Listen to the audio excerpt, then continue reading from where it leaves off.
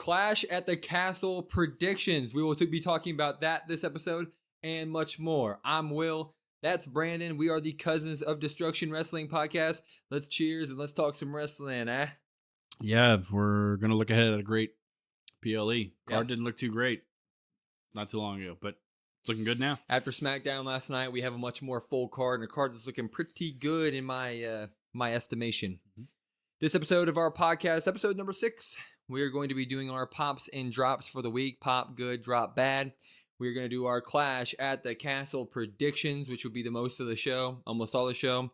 And then our fantasy match of the week brought to you by Mr. Brandon over here. That's me. So let's go ahead, get into our pops and drops of the week. I went first last week. Brandon, what is your pop? Yeah, I'm going to go with a random kind of pop. We're going to go with Piper Niven. She got some mic time on SmackDown. She did. She got a pretty good promo. I was pretty surprised at it, honestly. Made me more intrigued, more excited for the feud with Bayley, for the match with Bayley.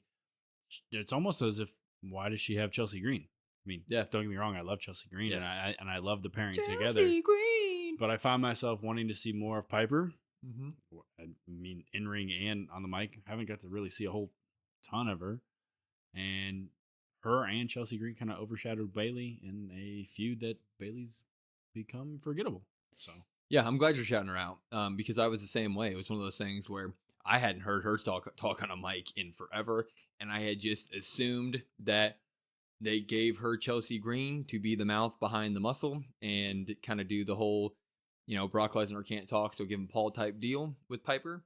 But she stole that mic last night from Chelsea Green, and she really went to town in a good way. It was short to the point, and got her really got her message across in a way where I felt my interest was at a D- with this rivalry. But the second she was done cutting her promo, I was like, oh, C now, it's passable. Yeah, it goes up. There's she established that she is a great wrestler. She established that she can cut a promo now, and she has literally established on the mic her past and how relevant she's been around the world. So glad you gave her a pop here. Yeah. My pop for the week, Judgment Day. Good week for Judgment Day on Raw. 3 wins for Judgment Day. I love to see it. A couple pods ago, I called Judgment Day the Looney Tunes of wrestling which there's nothing wrong with that. People love Looney Tunes. People love the Looney Tunes, but they just they've gotten to the point where they can be just cartoon characters that run around, do stupid stuff, and lose matches. It's kind of like Wile E. Coyote chasing Roadrunner, and he always ends up like scorched and falling off cliffs. That's what it feels like with JD McDonough and Finn Balor at times. Mm-hmm. And this week, I know that there was a lot of effery involved in the way they won their matches, but they got 3 good wins. Finn won his match. Carlito won by DQ, and Damian beat Rey Mysterio. And they ended Raw all standing over the corpse of Drew McIntyre and Damian Priest holding his title high. So it was a good day for Judgment Day, and you need to have good days if you want to establish yourself as a major faction on a major show. So this was good stuff. Good stuff, and as we still know, Dom Dom is a part of Judgment Day, and Dom Dom might have had the best week of Judgment Day out of everybody. Yeah, Dom. He doesn't need the belt, but you know what? He's got Liv, and I think I speak for everybody when I say that's good. You can't wear that belt too tight when Liv's around, that's for sure. That's cool, as one would say. What is your drop for the week, Mr. Sir? My drop is going to be Braun Strowman. Once again, reiterated it before in our Raw reviews. Big man. One big son of a bitch. And that's all you got. Yeah. There's really no storyline. He's just the big guy. He can't get around, can't move as much as I know the injuries there are taking their toll as well. Yeah. I would think that maybe they would have changed up something regarding him because of the injuries. Yeah. And maybe you can't do some of these things anymore. They're just trotting him out there. Yeah, it's fine. Yeah. Yeah, you'll be okay. And I think as the audience, it's just kind of like that initial yell on his entrance theme, you're like, cool, Braun's here. And then you're like, to be fair, he has one of the best intro musics in recent wrestling history with the Raw. That's a debate for another time. Well, not in terms of quality of the music in general, but like in terms of getting people to their feet. Mhm. Yeah, no, he has definitely fallen just right smack dab back into where WWE always puts him. He is the literal big hurdle for people to get past in the WWE. Back in the day, he was the guy where, the Shield feuded with him sometimes. It was like one of those things where if you're a big time faction, you eventually run into Braun Strowman. And how do you deal with that? Because he's big boy and he go raw. Mhm. And he is in the middle of being big boy go raw right now. Which does kind of suck because this guy has been a champion in the past. People forget that. It was due to injuries and stuff from other people, but WWE was at the point one time where they trusted him and gave him a title. Yep. He can be that guy. I know that the Raw's title scene is a little bit full at the moment. So you can't really just throw a title at him, but give him something. I don't know. All this stuff builds Judgment Day a little bit, but it does nothing for Braun's character. He remains Braun. Yeah, absolutely. And I guess my question would be, when was the last time we saw a giant like this just not get pushed at all? I mean, Yeah. you think of like Giant Gonzalez and you think of like Great Khali. Omos even. Yeah, even Omos. And He it's got like pushed. you get these things, which I don't even know where he's at, but Braun Strowman's been around for a while. It's like he should at least be doing something relevant. I mean, even if it is just like having like you said, the title scene's kind of full, but a mid card title shot here and there. You know what they should have done? Something. Instead of him being a hurdle, they should have added him to the Judgment Day. Mm. And that would have just given Judgment Day all the heavy lifting in the world. heavy. Yeah. So anyway, my drop for the week is something that we've mentioned on our pops and drops, something that we might have mentioned last week's pod as well, but I have officially had enough of it. It's the tag teams in general here in the WWE are a problem. You have Raw's tag team, Miz and R-Truth, Awesome Truth. They only show up to do little funny segments. I love R-Truth. They make me laugh every time. They have belts. They need to defend them. Austin Theory and Grayson Waller, A-Town Down Under, they're doing good singles stuff, but they're not fighting. They're not defending those belts yet, and they're starting to fall apart already before they've even defended the titles one time. What are you doing there? And then you have Jade and Bianca with the women's tag titles, which are the most cursed titles in wrestling history. Yeah. Sure, there's now some sort of a women's division and tag team, but it's a hodgepodge of just random teams thrown in a pot to be fed to Jade and Bianca. So there's no real stakes there as well. So you have Raw's tag team and SmackDown's tag team. By the way, those are two brand new stinking sets of belts for each of those teams that are doing basically nothing. You have Jade and Bianca just eating away any division that they have. I think the tag team divisions in wrestling right now are just at a low. Yeah, they're really rough, especially to the point where WWE used to kind of almost pride themselves on tag teams almost more than singles. I agree 100% with what you said. It's bad when I sit here and listen to you spell out Raw scene, SmackDown scene, women's title scene. And the women's title scene is the strongest of the three. And that's not good. No. Like, there's nothing there. Oh, Like you said, it's a hodgepodge. You have the SmackDown stuff, which like DIY. We're not big DIY fans, but they don't have a gimmick. You got the Street Profits involved in something else that has nothing to do with tag team. You've got New Day and Final Testament AOP in some weird random storyline that, I mean, that's not going to lead anywhere anyway. So it's like, why are your tag team champions like on Raw in a comedy sketch with not wrestling? And in terms of like the bloodline, Tama Tonga and Tonga Loa are a tag team within this bloodline, right? Like Solo's a leader, and then you have Tama and Tonga do their thing. They're not even stepping into the title scene or into the tag division. Like, if anything, they're a detriment to the tag division because they are the top faction on SmackDown, but they're not involving themselves in the title picture and in the tag team title picture.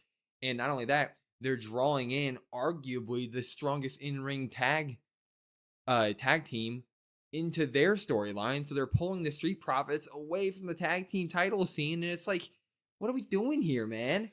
I don't want to watch Not So DX battle freaking Grayson Waller and Austin Theory, who are just fighting each other right now. Like we need something here. And Raw, on the other hand, is just a mess. I mean, and we were trying to be positive.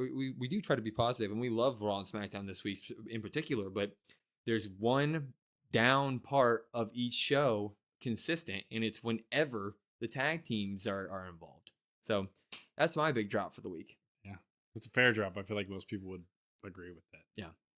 Anyway, let's get to why you guys came here. Let's get to why we're here. It's a big week. It's our beautiful faces. Exactly 1 week from now, there will be a PLE from Scotland happening. Clash at the Castle in Scotland next Saturday. We're going to give our predictions for the show. 5 matches scheduled. I'm guessing there's going to be a 6th. I'm going to kind of guess that next Friday we're going to get a pre-show match of A-Town Down Under versus DIY for the tag belts, but those aren't official yet, so we will not be talking about it just in case. Also, after that spiel I just gave, I don't want to talk about it. 5 matches here. We're going to go one by one, give our predictions. We're going to start number 1. We do not have an actual match set card yet, so I listed them in order of what I thought would be, which is wrong. what I thought would be the matches that are going to happen. And I think the show is going to start with our women's championship on the SmackDown side. Bayley defending her title against Piper Niven, who will be with Chelsea Green. Who do you got, Brandon? You go first. We're going to switch bet on the order of these matches. I feel more confident about the order of the matches than I do the winners of the matches, which makes no sense. As for this match, I'm going to go with Bayley. I don't have a reason why. I can guess as to why some people would want Piper, and it makes sense. Bayley's title run has been underwhelming so far. I get that. It's just, you got to maybe have her hold the belt and she feuds with somebody else. But I also don't really like that. I guess I would want Piper to win just because of something brand new and fresh. Some positivity, maybe some hope. But I just feel like they are just going to keep Bayley there for the foreseeable future, and that's that. No other reason, really. You got Bayley. Well, I got Piper. Reason I got Piper. People are going to look at me crazy right now. They're going to be like, yeah. People are immediately going to look at me crazy because we've posted some Bayley stuff onto our socials, and people are very much like, there's no way in hell that Piper Niven's going to take that belt from Bayley. No, here's the thing. Who is that voice? I don't know. Some hillbilly commenting on our thing. I don't know. You guys aren't hillbillies. No. like don't let this man sit here and talk trash on you guys. No, we love the comments. Keep shit talking. Anyway, we got an event called Money in the Bank between here and SummerSlam. We have Nia Jax, who won the Queen of the Ring. She will be fighting whoever is a champion after Money in the Bank at SummerSlam, and that is going to be Bayley. Piper Niven, as much as you love her, hate her, we just gave her flowers with the pop of the week from you. Yeah. She's not SummerSlam material against Nia Jax. Nope. Not yet. She doesn't have that sort of draw. I'm sorry if you're a Piper fan.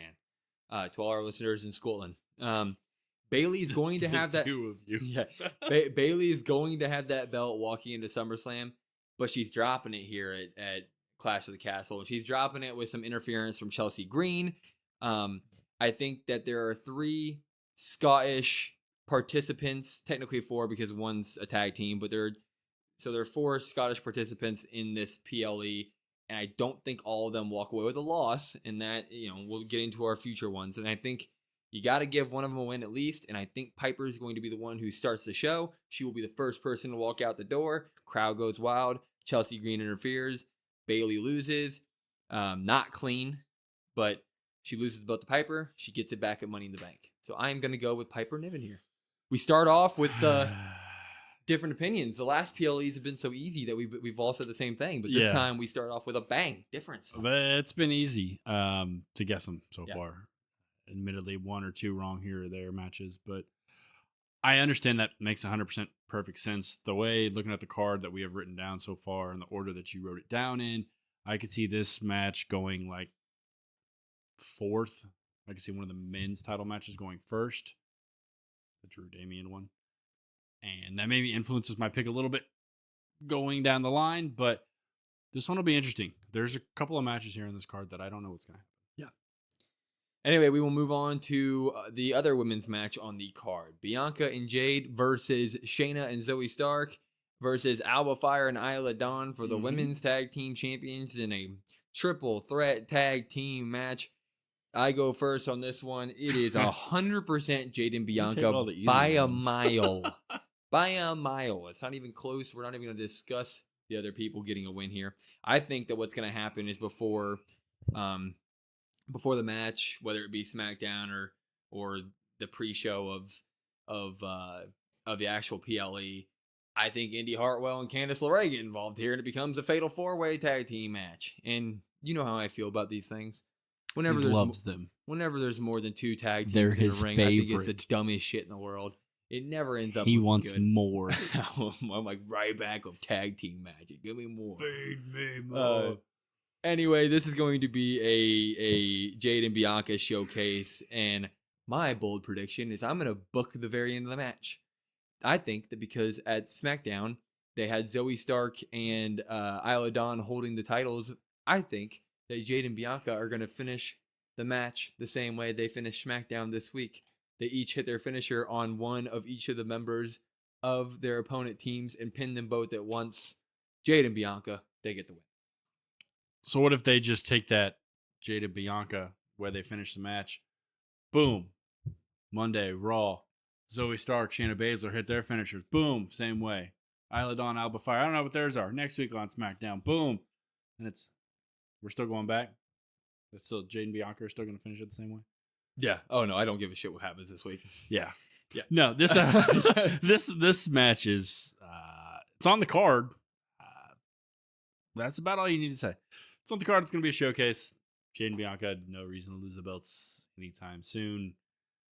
I don't really know a team. I mean, I guess they hinted at one on SmackDown that could maybe dethrone them, but it's neither of these teams. So, yeah. They've yet to show any little ounce of sign of a Jade Bianca split. So there's not even the little bit of worry of that. Even if this was the first hint, it still will be the first hint. There will be no loss involved. Correct. So I would be shocked, stunned. No, it would make no sense. Right. It wouldn't even be a good shock. Like you keep the belt. It would be like, what are they doing? They're the only other semi-star on this match card is Shayna Baszler in any way, and that's stretching the word star there. I like Shayna Baszler. I'm not hating, but come on, she ain't that. Let's move it on to one of the more interesting matches of the night, the one with the deepest amount of story. We got Sami Zayn taking on Master Gable in Alpha Academy for the Intercontinental title. Who do you got here? Got to be Master Gable. Who? All the signs are pointing towards that. All the signs are pointing towards Gable, Otis having a feud. I've seen some pushback, admittedly, for Otis doesn't deserve to have a match at SummerSlam. I don't really understand that. He won the Money in the Bank briefcase a few years back, so they've shown they put him in positions before. He also would have had the biggest pop at WrestleMania 37 if it wasn't in front of nobody. Exactly. Hands down. Easily. Yeah. And so I don't really get that pushback. Gable's doing some of the best work of his career. The storyline between those two has overshadowed the title. The belt's just kind of been on Sammy. Sammy's just kind of holding it. Hasn't really done anything with it. Hasn't really done anything to make you want to see him. If your opinion was before, I like Sami Zayn, you still like Sami Zayn. If it's I don't like Sami Zayn, I don't like Sami Zayn still. Nothing's changed. Yep. And so he just needs to lose the belt. Yeah, I mean, I'm gonna agree here. Master Gable all the way. For a lot of reasons. I think that they are going to do a Otis. Otis is going to end this match helping Gable win the belt. Win the belt. I'm not, that's not me sitting here saying that Otis may, a third in this match, he may get sick of Gable, and there may actually be some conflict where Otis gets physical with Gable finally, and there was a big pop. But I think that Gable's going to find a way to frame Sammy to do something to the Alpha Academy to make Otis, to give him enough reasoning to help Gable over Sammy. I also think that Sammy needs to drop the belt here because we have a little thing called Money in the Bank coming up, and you have a Jey Uso in that match, and that's about it. You need some other decent stars that people can really believe can win this match. It's rumored that LA Knight might be facing Logan at Money in the Bank. So if LA Knight's not in this, who else do you have in this? Sami Zayn's the perfect guy to put in it, really, with Jay. Him and Jay have a big history with the bloodline. They're buddies now. They can do the whole, punch your buddy in the side and say, I'm coming for you. So that would be interesting for Money in the Bank. So I just think the combination of the Alpha Academy storyline building up and looking at the future events that are happening, I think it just makes sense to finally give Gable the belt here, even though it's his 10,000th try at the IC title. Everybody gets one. The interesting part, I will say real quick, he still hasn't re-signed with WWE. His contract is done as of Monday night, I believe. Maybe last Monday. He may be working weekly now. I'm not sure. Yeah. His contract is basically done. There have been rumors from Wrestling Observer and other good sources that Tony Khan's been coming for him. There's also been rumors that say WWE has given him a very lucrative offer to stay. He is as hot as he's ever been in WWE. It would be very weird for him to leave at this moment compared to when he was Shorty G or whatever else. Yep.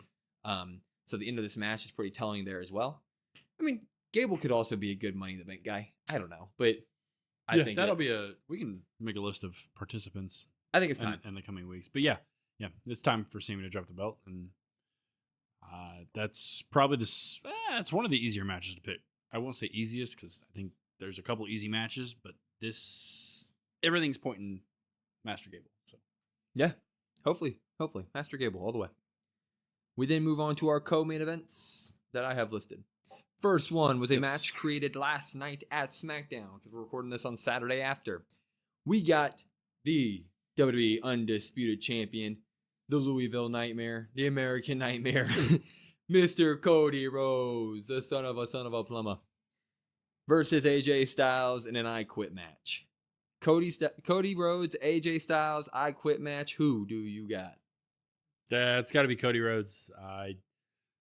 There's no chance he loses that belt. Ooh. I would bet pretty much anything on it. There's no way Cody's saying he quits.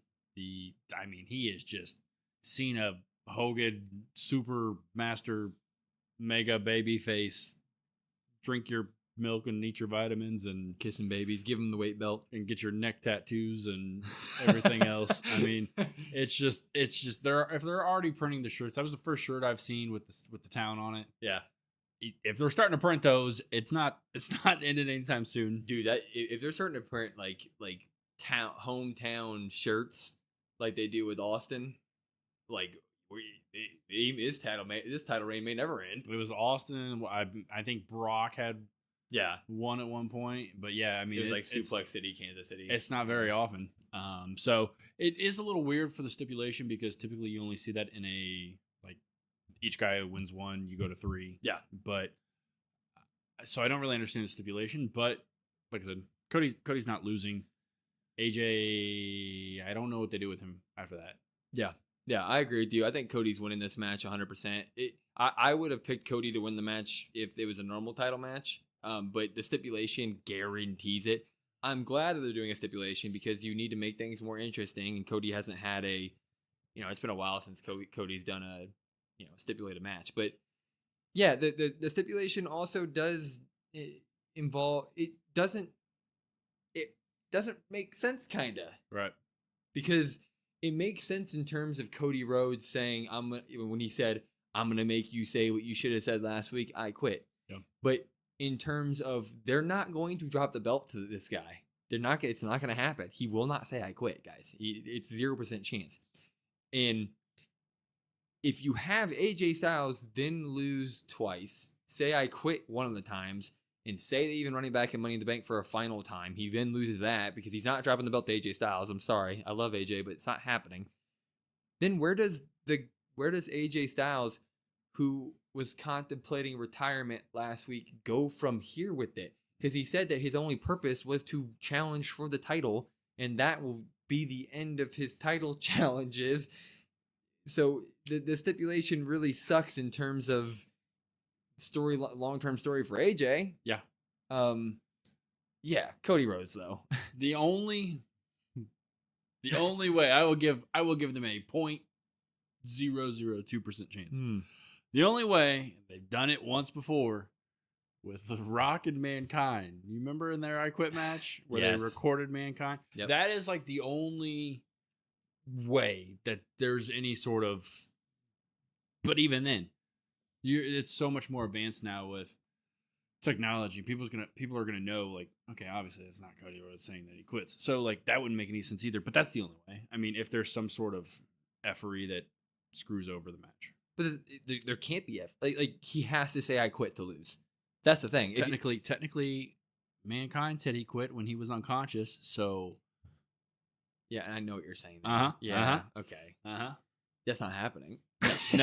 No, it's not. But I just had the thought in my head about it. And Yeah. I was like, man, when else was this ridiculous? Then it was ridiculous. Yeah, because like you could have made this like a last man standing match, stuff like that. There's and other stipulations that are better than I this. think a last man standing would have been perfect because then you can have the OC come out and literally force Cody to lose, and then he drops it, and then you get it back in Money in the Bank, and then there's a good handoff there. But like, there's no, like you said, he's the ultimate Hulk Hogan, John Cena, Randy Savage.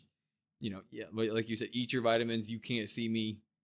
Oh yeah, neck tattoo. Yeah, Eat your Slim Jims and neck tattoos. Yeah, I mean, eat your Slim Jims and neck tattoos. That's good, I tell you. Put it on a shirt. There's zero way Cody drops this. The match should be a banger though. Hopefully we see some. Oh, I'll sign up for the match. Hopefully we see some blood, man. 1000%. I want to see some blood in that white Cody hair. Whew. You love it. What, you don't want to see some blood? No, I love it. Just the whoo. Ooh. Just how excited you were getting over there. I was like, oh, okay. Well, I didn't expect it. It's caught off guard. Is there any way, I just off the top of my head as you were No. thinking about this, is there any way though, because Cody has been in media saying that he's been looking for the old school managerial role maybe for his title reign and OC that he now is against the odds again in terms of numbers. Is there any chance that we have somebody join Cody in his quest? No. Ric Flair should sign. Ric Flair should be it. I mean, I know Arn Anderson's not in AEW anymore. Yeah, but that doesn't. Long term makes sense for Cody's career, but like WWE viewers aren't AEW. Wait, he's gonna bring out the Glock again. Yeah, Bring exactly. the Glock. Except it's just like a He water shoots gun. OC. Or bring out the Super Soaker. But and no all guns this. allowed in Scotland. I don't know if there is or not. That doesn't even make Anyway, any sense. I Cody feel like Rhodes. there are. I don't know, man. Why would Drew walk out? Why would Drew walk out to the ring with a sword instead of an M16? Then? This is how ridiculous this match is. It makes no sense because there's no way Cody's losing this belt. Yeah, but you have to have the champion fight, and I Quit match would be cool. Have the champion fight, but give us a hint that he might lose, just a little bit. Yeah, there's no hint. But we have another SmackDown. Who knows? Maybe they bust his leg or something. I don't know. You have a week. Damian Priest versus Drew McIntyre in the main event. Mm-hmm. Drew McIntyre, the man who won his first world championship in WWE in front of 0 people in a packed Performance Center arena. He then would go on to win the title again at WrestleMania 40 for about 5 minutes. In between those two things, he would have a big time moment in Scotland in his hometown in Clash of the Castle where he would lose to Roman Reigns. We are now back at Clash of the Castle in front of his hometown. He's looking for his moment. Does Drew McIntyre get his moment and beat Damian Priest? So I'm over here banging the table. But for starters, you look last year. I mean, would I rather beat Roman Reigns for the title, or would I rather sing a song with Tyson Fury in the ring after I lost? I feel like I'm taking the second one. I forgot about that. Yeah, it was weird. Anyway, because of all of that, I'm going with Drew. I actually think this starts the night. I think this starts out hot. So you got to give the crowd, get them involved, get them invested.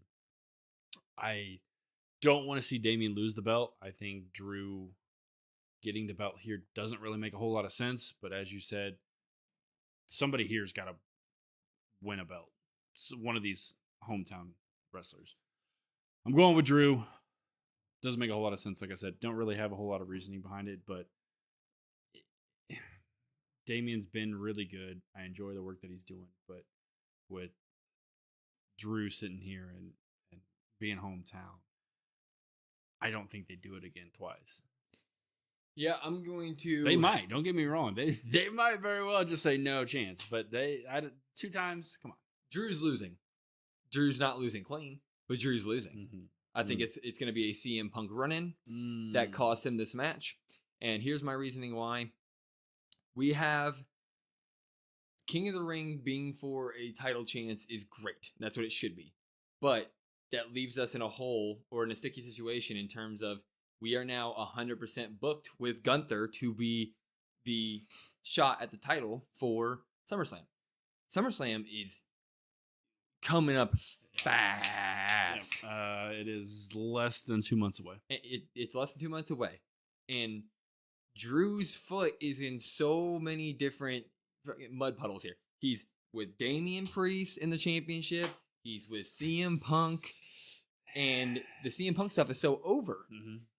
So you can't, if you give Damian the belt, or if you give Drew the belt, right? Then you go, okay, Damian's just not, Judgment Day and Damian's not just going to back off. Right. They're not just going to back off. They're all pursuing Liv right now to get Mommy's belt back when she's not even there. So if Damian loses the belt, Judgment Day is going to want to get a rematch, which they have their rematch clause. Becky utilized hers a couple weeks ago, so they have one now. Yeah. So Damian's going to want to come back against the Judgment Day. You still have CM Punk there. You have Gunther at a SummerSlam, so you have to build that story at some point. Mm-hmm. That's just too much intertwined storylines and stuff that has to happen within the next 2 months. It can't happen. So I'm not saying Damian Priest is not going to just win a wrestling match against Drew McIntyre in front of his home crowd, leaving everybody stunned. Drew McIntyre is going to probably have the upper hand, and then the crowd's going wild, and CM Punk's going to come and screw it all over. Damian Priest remains champion probably up until SummerSlam, dropping it to Gunther, start that era. And Drew's also technically a heel.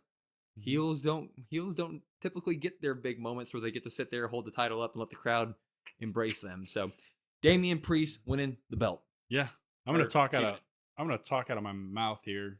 Both sides of my mouth, I guess. I guess you talk out of your mouth normally. Yep, that was nice. So yeah, all right, Carmelo Hayes. That's the old.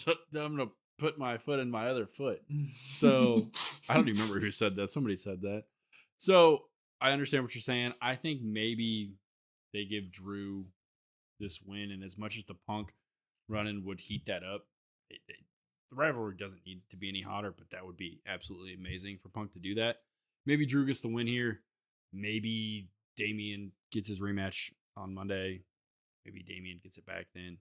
I'm more so trying to justify my pick here because everything you're saying I think is accurate. I think you're saying is right. But yep, I'm still gonna go with the hometown guy, and I'm looking for any straw, any sort of way to justify my pick because I don't really have one. It's more so just the hometown guy. There is this look.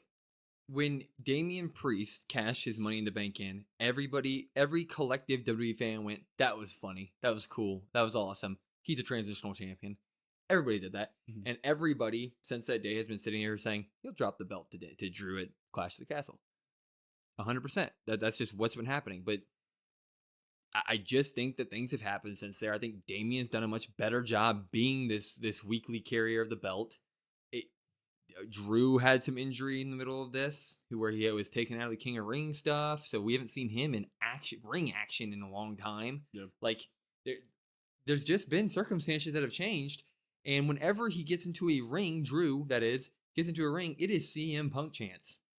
I mean, he's at the point where he gets into a ring to heat up the Damian rivalry, but he has to take a 90-second monologue and also acknowledge that he still hates CM Punk. Which that then causes the crowd to chant CM Punk while he's now trying to acknowledge the rivalry he currently has with Damian. It's just it's too muddy right now, and the title, just giving him the title would just muddy it up. And you can't have CM Punk's first match back be for the title. I would be completely against that too. So I would be completely against it. Would it stun me though? No. I also think, to your point, though, which it's showing that maybe I'm wrong here, I've been much more invested in Damian week to week carrying the belt than I would have been with Drew carrying the belt. And Yeah. so I think that they just kind of keep that going, like you said. But I agree with that. But I just think 2 years in a row, like you're gonna screw this guy over again and again and again and again, and maybe they do. Look at Dolph Ziggler, right? It really is a matter of if not now, when. And I know we've said that a lot with him, but this does kind of feel like a if not now then thing. Unless Clash the Castle just continues to be it's just a Scotland thing every year, then you could just say, okay, we'll do it again next year. Well, deal. I know he wants to do a Mania there, maybe that, but I mean that's years down the road. So years and years. Who knows what happens? Well, that's our Clash at the Castle predictions. Let's go back over them real quick because me and Brandon, confident about and Brandon for the first time have differing opinions. But as we said, the PLE so far have been really predictable. But this one's got some good stuff. Yeah. So you have Bailey winning. I have Piper winning. We both have Jade and Bianca winning. We both have Master Gable winning. We both have Cody Rhodes winning. But then you got Drew. I got the good old Damian Priest, baby. I guess it's really just a pick of which Scottish wrestler you want or think is going to win. That's what I said. That's why I said I think Piper wins, because one of these Scottish people has to win. And that's why I think Drew's going to win. I don't even think Scotland people know Alba Fire and Isla Dawn are from Scotland. So I don't even know if they are, to be honest. Could have given that fake accent. Yeah. The Kofi treatment. Weren't you Jamaican? That's what they should do. They should just change some main established wrestler's accent to whatever country the PLE is going to. Cody comes out in like a Australian accent before they head to Australia. That'd be freaking hilarious. No. No. All right. Well, those are our Clash at the Castle predictions, which leads us to our fantasy match of the week, brought to you this week by Mr. Brandon. Last week, we went over a tag team match between brothers versus brothers. We had Owen and Bret Hart versus the Hardy Boys, which we were all in agreement that match would be freaking terrible because the Hart brothers wouldn't know how to work it. But we also said that the Hart brothers would probably win it because, I mean, the Harts are winners. The Hardys were pretty much losers throughout their career. So what do you got for us this week, Mr. Brandon? You said that. I didn't say that. I did. So I guess we're going with the singles match or a tag match. I have two matches. Whichever you want. I'm going to throw a curveball then. We're going to do the tag match. Okay. We're doing it. So we've talked before. Tag division right now is not good. It is stale. Yep. Specifically, my drop of the week. The women's division. Not good. Who's going to take the belts off of Jade and Bianca? Tiffany Stratton and Nia Jax. Well, that's maybe that's where we're going. I thought about this on the way over here, though. Just for the sense of we need two powerful women to go against these two powerful women, correct? You got to have something match, right? So I already know who you're going to say. Okay, go ahead. Guess it. You have Jade and Bianca versus Chyna and Charlotte. I have Chyna and Rhea. Oh, Jesus Christ. Chyna and Rhea. Jade and Bianca versus Chyna and Rhea. All right, Chyna and Rhea. That's who you're going with? Yeah, I'm sorry, but Chyna was a different specimen. I mean, look. I mean, let's be honest here. And we're talking like 99 Chyna, where she fights and wins the Intercontinental title. Bianca and Jade are natural specimens built in a lab designed to do this. Chyna was not designed to do this. She made herself do this. All right. I didn't say that. She had strength like someone else. And Rhea Ripley is, to me right now in wrestling, if you don't count Charlotte because Charlotte's off TV for a long time, Bianca and Rhea are 1A, 1B. And I think Chyna, so they would equal each other out. And then you'd have the argument of Chyna versus Jade. And I think at this point, Jade will be there eventually, but not right now. She's kind of doing her like 10 moves of doom every match, which is totally fine. I'm not hating. Like she's getting TV time. She's utilizing it. She's getting better week in, week out. That's how you do it. That's wrestling. But Chyna was a more established wrestler in her career. I mean, if you gave me half a year in Chyna versus half a year in Jade, I might think something different. But I'm going to say an established Chyna versus Jade, where she is now in wrestling, you got to give it to Chyna. So if 1A and 1B cancel each other out and Chyna beats Jade, give it to Rhea and Chyna. Yeah, I think that's a very good point that you say. Is it kind of depends, because we've seen it's one of our first ones where we're really taking somebody from like current day that hasn't like finished. Like, yeah, we took Roman, but like, Yeah. that run is all time. But you take somebody that's just kind of starting out with Jade versus somebody that's has a career that's finished with China, so you can kind of like outweigh like, okay, well, she's ahead of her here. I don't know what might happen down the road. I don't really know.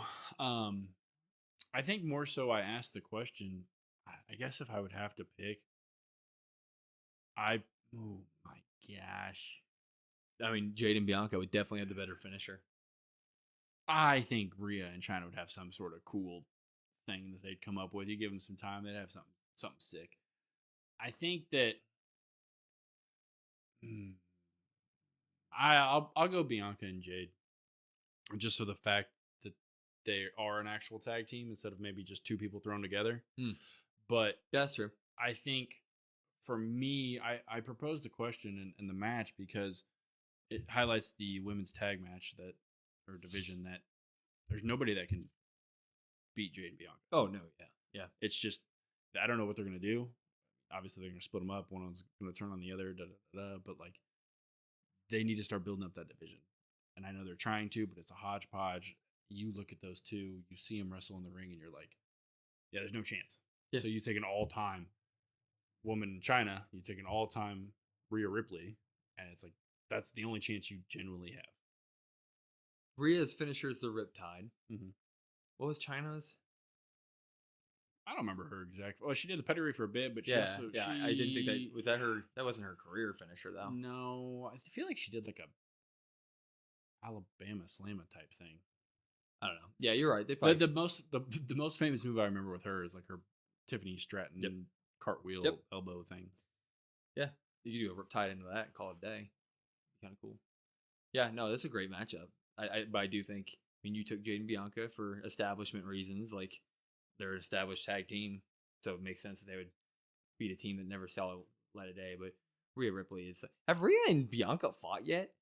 They fought in NXT. Yeah, but like main roster, not main roster. Oh God, man, that's gonna be. I don't think freaking ridiculous. Somebody can correct us if we're wrong. I feel like we almost have to be wrong because they've been on there for so long, but I don't remember one. Well, I mean, Rhea's been hurt a lot over the years. Yeah, and well, yeah, because Rhea, I feel like feuds with she feuded with Charlotte for so long and Becky, and like I feel like I would have remembered a Bianca Rhea rivalry. Man, I'm looking forward to that rivalry now, though, too. Eventually down the road. I mean, it has to happen. They've got to collide at some point. It's wrestling. Hopefully they don't wait too long. But hopefully. That's a good tag team match. Some rivalries never happen. I like that. I like that match.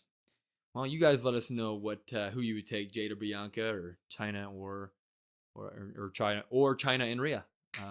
Let us also very kind of weird, interesting. Huh? It's a very weird, interesting tag team, but it's the only ones that stand a chance. It'd be so cool to see China in the ring looking at Jade, like just face to face. Or just like China and Rhea having some sort of dual entrance where they both come out. Like, yeah. That'd be sick. Yeah, that'd be kind of cool. Awesome. It's a cool match. I'm thinking about it. Anyway, that was our pod for the week. We did our pops and our drops. We did our Clash at the Castle predictions, and we just finished up on our fantasy match of the week. A little bit quicker pod this week, but we wanted to make sure that we had time to get all of our thoughts in on what should be a phenomenal PLE next weekend. So let us know what you think in the comments. Do you agree or disagree with our predictions? And also let us know what you think about who wins the Clash of the Castle. And follow us on all socials at COD WrestlePod, COD WrestlePod. Follow us wherever you get your podcasts at Spotify, Apple, etc. I'm Will. That's Brandon. Together we are the Cousins of Destruction Wrestling Podcast. We will see you next time.